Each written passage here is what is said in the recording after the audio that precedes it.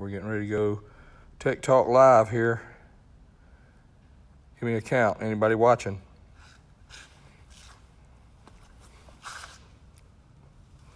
Chad Almost watching. Okay. Got 4 or 5 coming. Hey, Sam. What time y'all got on your phone right there? Tell me. Any of you looking? Dave? Billy, Bob, Tom, David? Anybody got a time? I want to go live at 6 o'clock, so y'all catch me up.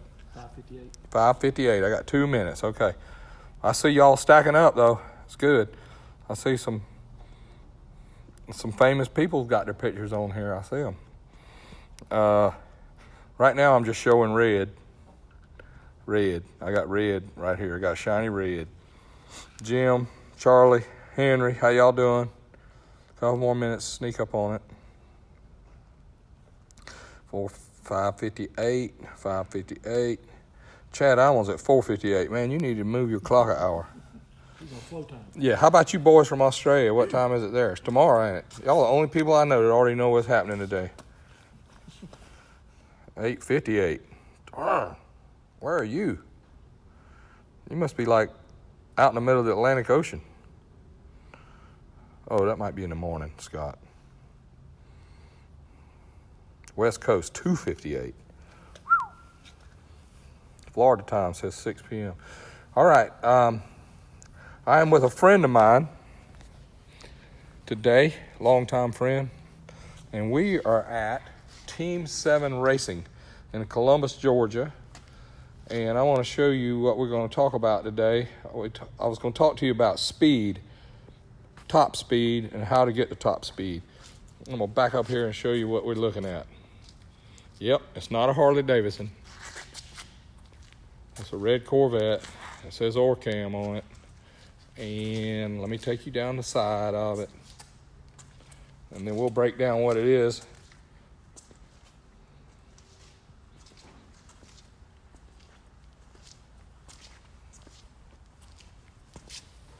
Check it out. 5:59 now, somebody says. Getting close. Hey, Josh. Hey, Jeremy.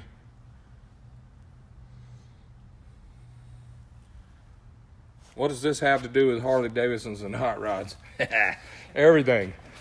This is a really, really cool car right here. This car right here belongs to my friend Dan Parker, and he is known now as the blind machinist. I got a picture of you showing on your door right here, Dan. Oh, yeah. And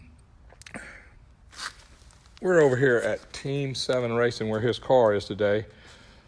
And this car is very interesting. It was built, designed, fabricated with Dan Parker and friends. And Dan Parker, y'all, by a racing accident, is 100% blind. He has no partial vision. He has no eyesight.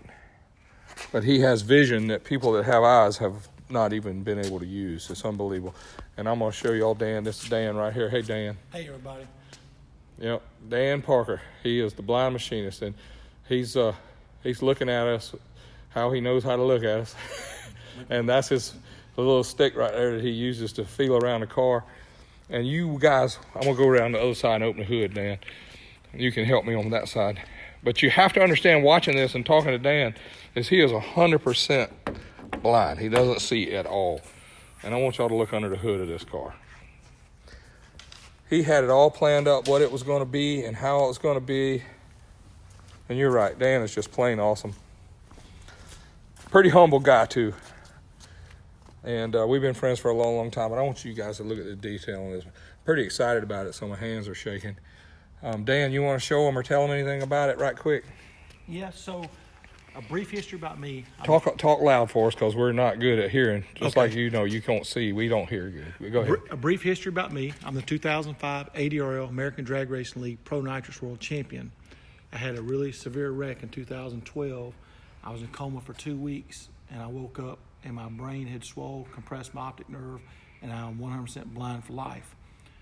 After about 6 months of deep depression, I had a dream one night that I could race again, so I designed and built a motorcycle, became the first blind man to race the Bonneville Salt Flats in 2013, only 16 months after my wreck.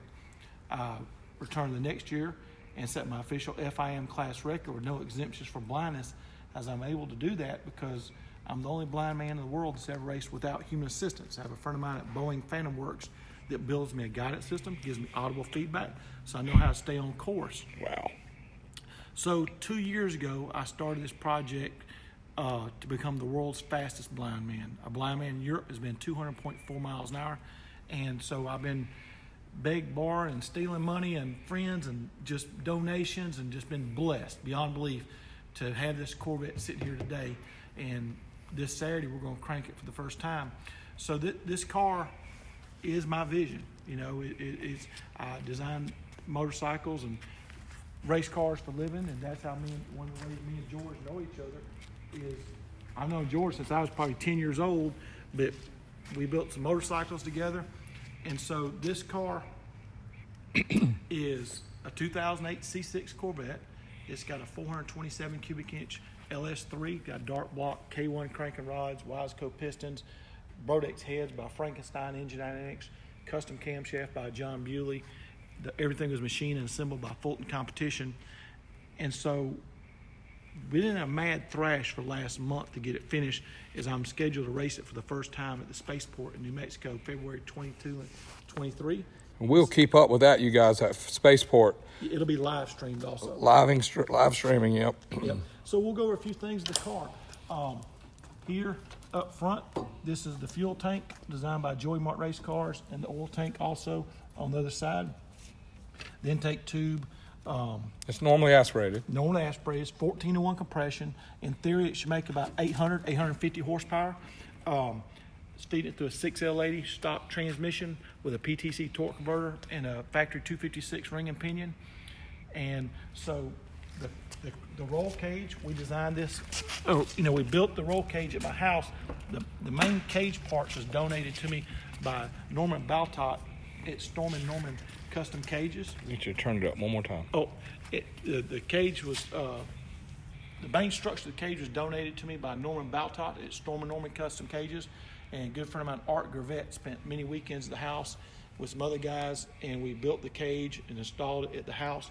There's a lot of extra safety in this car. You know, one thing when we're racing, we always think about the minimums, but those safeties are a minimum. You can do more, and so we went way above beyond what the bare minimums are for the cage. You know, the fire suppression system, 10 pounds is minimum. We got 20. Right. You know, and so it's one of the tough lessons I've learned, throughout all this is, you can go above the minimums. Yeah, not below the minimums, but above the minimums. Yeah, that's right. But how fast are you going to try and go in a car? Ultimately, I want to go 210 miles an hour. 210, and that's going to be on a 1.5 mile track in New Mexico. Mm-hmm. Yep, we're going to be in New Mexico in February.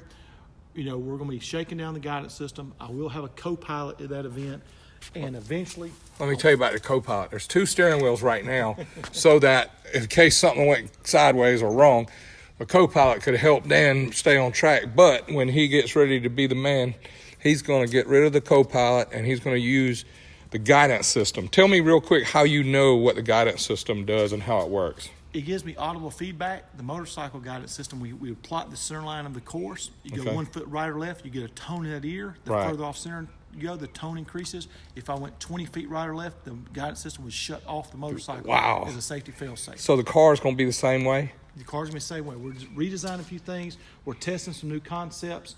It's got a lot more sophisticated system because of the speeds involved. But yes, the basic same principle. That's very, very awesome. I'm going to run over here and get my notepad to remember a couple things I want to say. Stay right where you are there, Dan.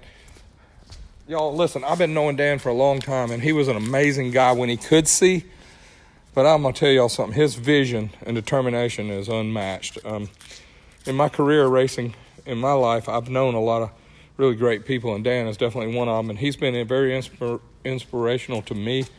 And we struggle, all of us do. And I got 3 words I wrote down about Dan. It's inspiration, vision, and determination.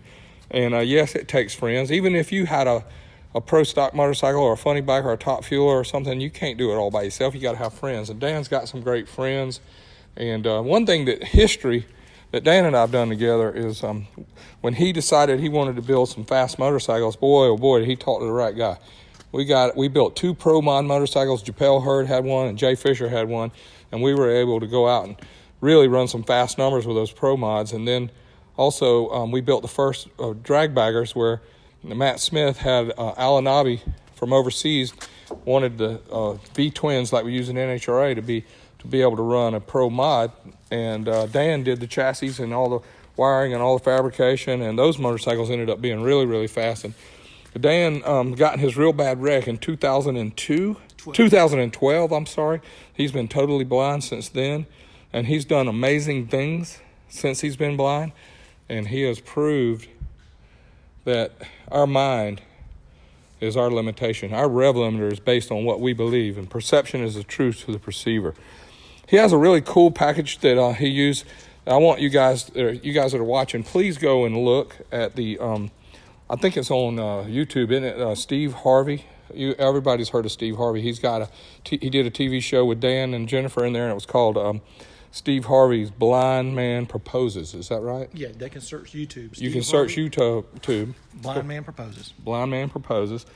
And he proposed to his fiancée on the TV show live, blew her mind. She had no idea. And he was able to work with a company called Orcam. And I'm going to let Dan tell you about it, but that's what's on the front of the car here, Orcam. And it's something that's been revolutionary for a blind person. Come over here and sit down a minute, Dan. Can you? Here, let me get you a stick. There you go. And the chair's over here to your left. Let's just sit down a minute. Okay, tell me real quick about the Orcam. The Orcam is a small wearable device that attaches to your glasses. It takes a picture of any printed material and it reads it back to me.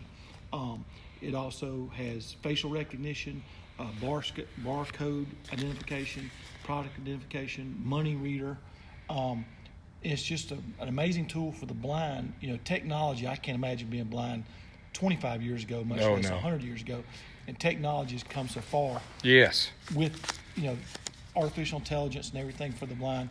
And, and the Orcam is a device that's putting blind people back to work, because one of the sad realities that I faced initially is the unemployment rate for the blind is 70% in America and 99% worldwide. Wow. 99% worldwide. That's right. And 70% in America. And so it's tough. It's an absolute battle to get a job as a blind person. Having somebody give you the chance to prove that you can do the job is the biggest factor in it. Yeah. This car right here, y'all. His friend Matt Gouge owns this shop here, and that's where the car is right now. And they're going to get the car running this weekend, and then they're going to take it and dyno it this Sunday. And hope they're going to get 650 at the tires is the goal. That's right. I think that'd be a realistic number, 650 at the wheels. Yeah, that'll be a great way to see how this thing runs and how to get started with it. But I want y'all to look at the detail on this. Dan had all these ideas. I'm going to walk around real quick, Dan, and just show. Don't show them or do. Yeah. The rear diffuser. I want you guys to look at the louvers. Look at the exhaust system.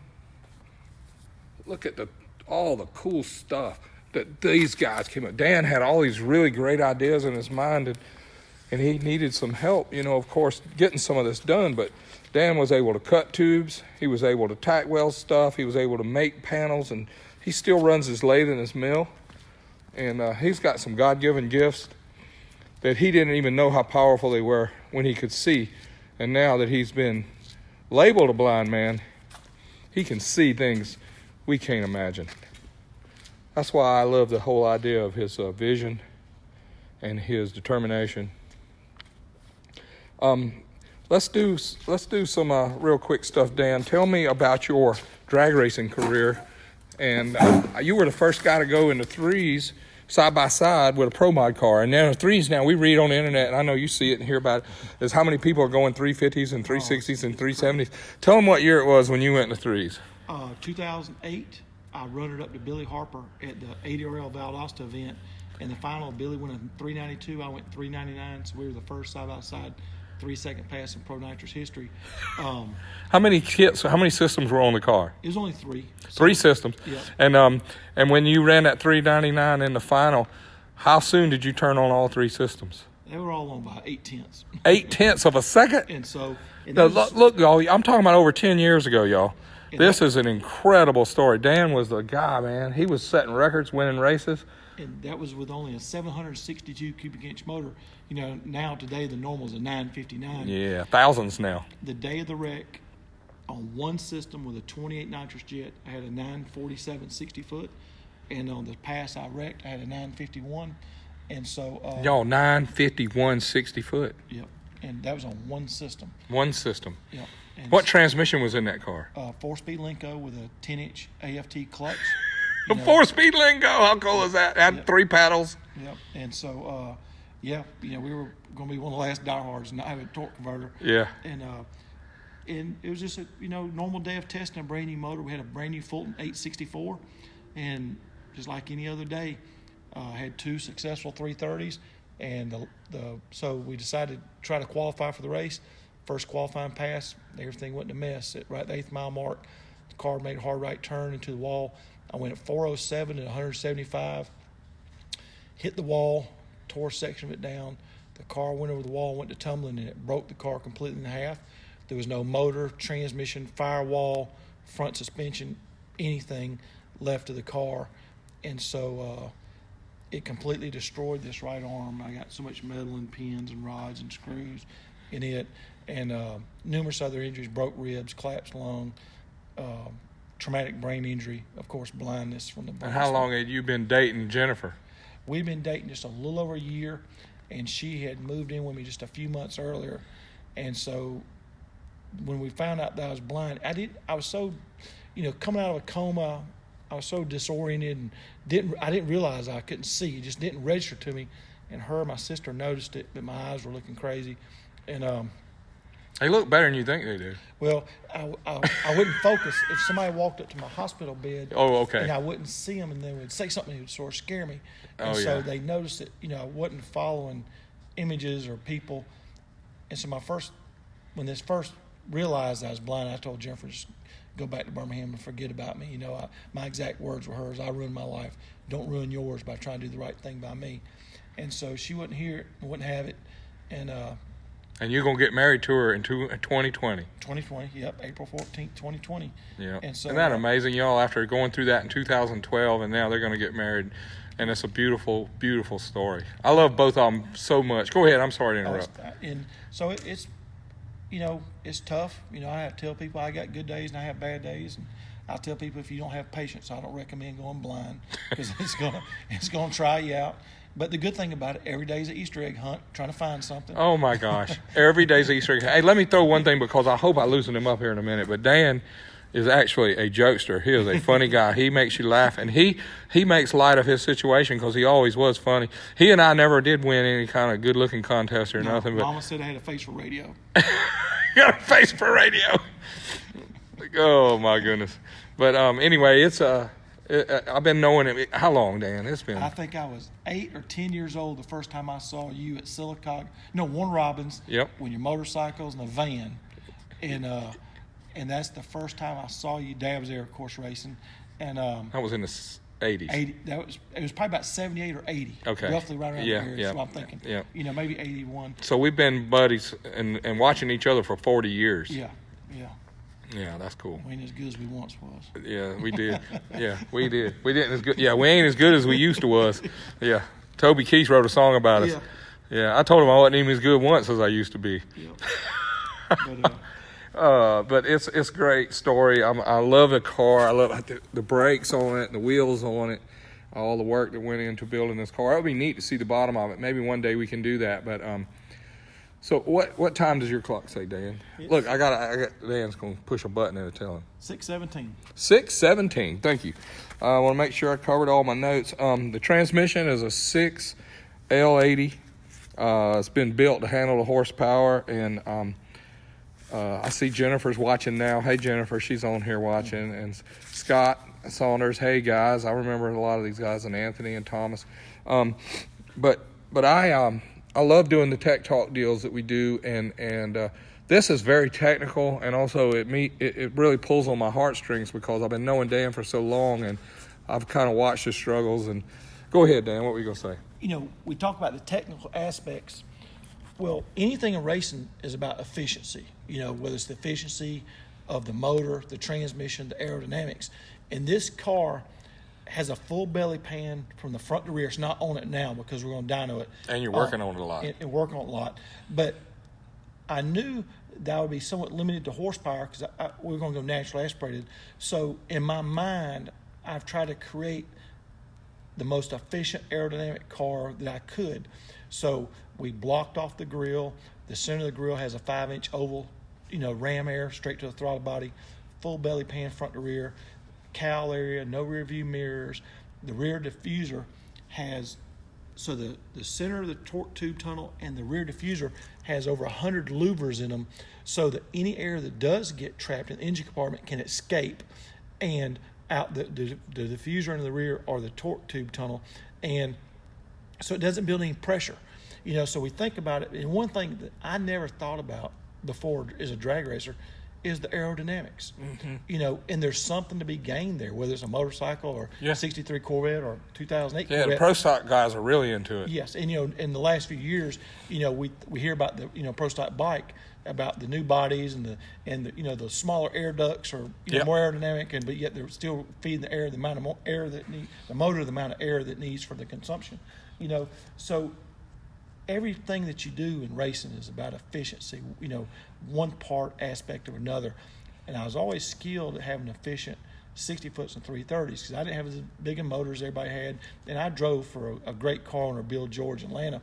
And he would buy whatever we needed to go fast, but we made best of what we had. Absolutely. I was always amazed at how fast you went, and I was like, man, this is like some heavily funded team, like they got all the big money and all the big guys working, but Dan was a pioneer in learning about the race pack data stuff, the V300s, and back in that day, and you guys learned a lot about that at the very beginning, and even today you are still good at race pack data. Tell them how you can do it today.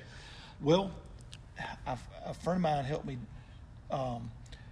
For the blind, they have what's called swell paper. And so if you print a graph on paper, you can run it through a machine and it'll swell the lines. So we've been able to print race pack graphs, and he will know the data, and he'll talk to me on the phone. He'll say, okay, what was the engine RPMs at a half a second in? And I've been able to hit it within about 50 RPMs. As good as I can do. And so, it's not 100% accurate, but for a blind man trying to analyze data, it's pretty good. I can feel a drive shaft graph, determine spikes, how far into the run is, then try to correlate overlap with a square. Okay, is that on top of the 1-2 shift? Is it spiking that tires in? And try to make, analysis to know, what the car is doing. And it's all off my history of where I'm at was before. And shocks and track prep and tires have just gone crazy since I went blind. And it's amazing, how fast these guys are going. 393 last weekend on a 275 radio in Orlando, and 354 on 315. I know. 350s, though, is the world fastest, quickest. And what was that? You said 2000 what? You did that? 2008. 2008, y'all. He went 390s. Yep. And I'm going to walk around the car one more time. I won't be able to hear you over here, but I'm going to let this hood down, and I want to show y'all one of the first things Dan was working on, talking about the aerodynamics, is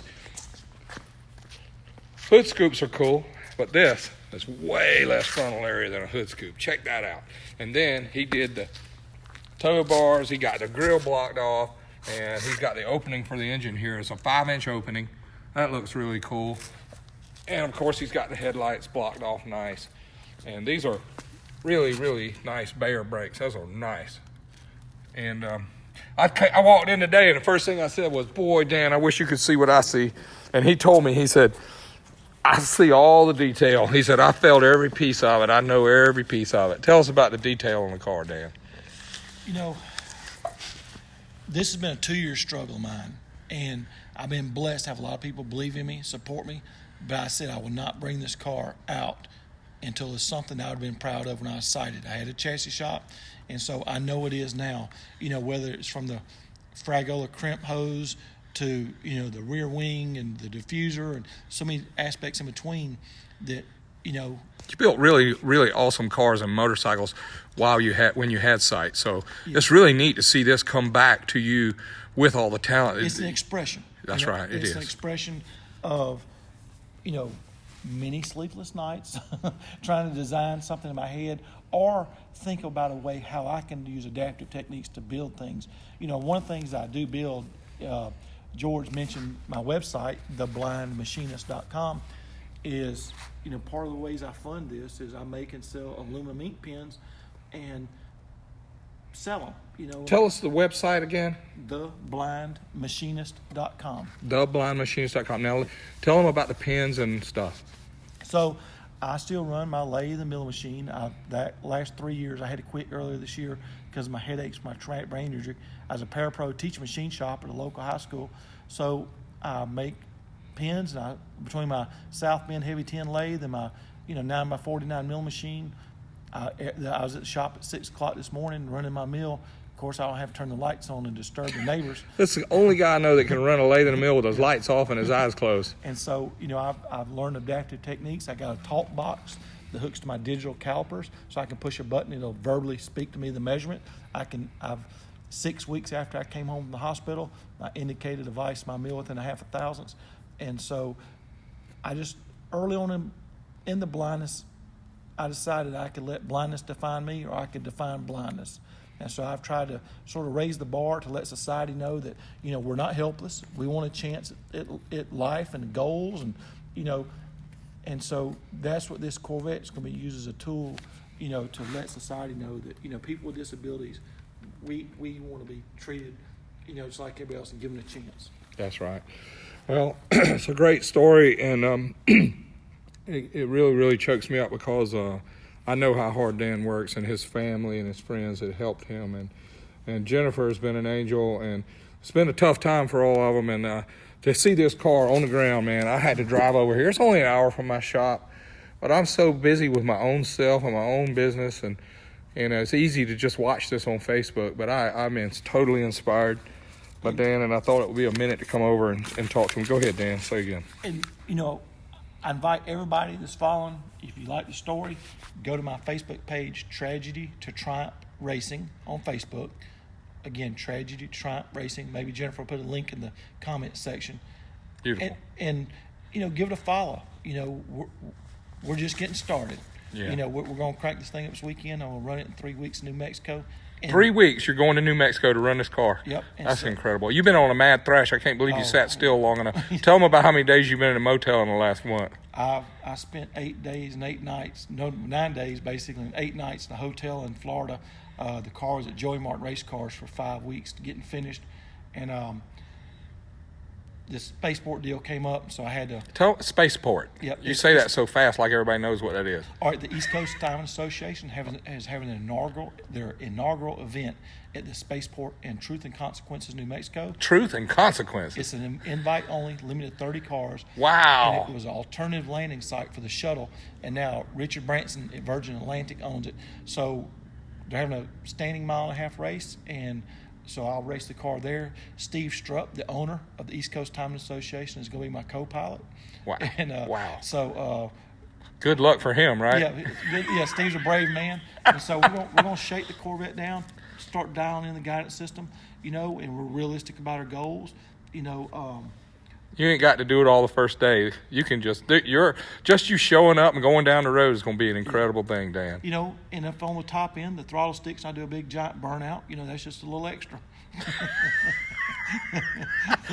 So funny. Just do 4 or 5 gears. Yeah, that's right. But again, I wrote down. I'm gonna let you all go, but I wrote down inspiration, vision, and determination. And Dan, he's the guy that proves that all of us, there's how many ever people we're going to share this with. This will go on YouTube. This is also on my Tech Talk Tues. And I know it's not about the Harleys I always talk about, but I told you we were going to talk about speed, top speed, and how you do it. This is a good way to do it. Dan's story is so inspirational, and I'm thankful that I get to still know him and be involved in his deal a little bit. And I pat him on the back. I don't always give him enough money to make payments, but I'll pat him on the back. But I just wanted you guys to know about Dan. I want to share it with him. It's on my heart for people to know Dan, and for you to know that through someone like Dan that's living through these adversities and through his troubles and handicaps in life, that he still has this great ambition to prove that he can do some things, even though his sight's been taken from him. But it didn't hurt his vision at all. You lost your sight, but you can still. Yep, I lost my sight, but not lost my vision. He's lost his eyesight, but he's not lost his vision. It's blind ambition.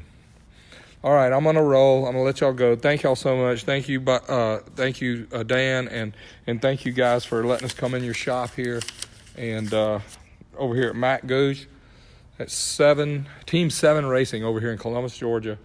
And I am blessed to know these people, and I'm very thankful for this opportunity. And hey, look, you guys look out for each other, because we are all we got. And I know we all have the same passion and the same love for power and speed. And give the glory to the good Lord for all your blessings. And may God bless y'all. Bye-bye.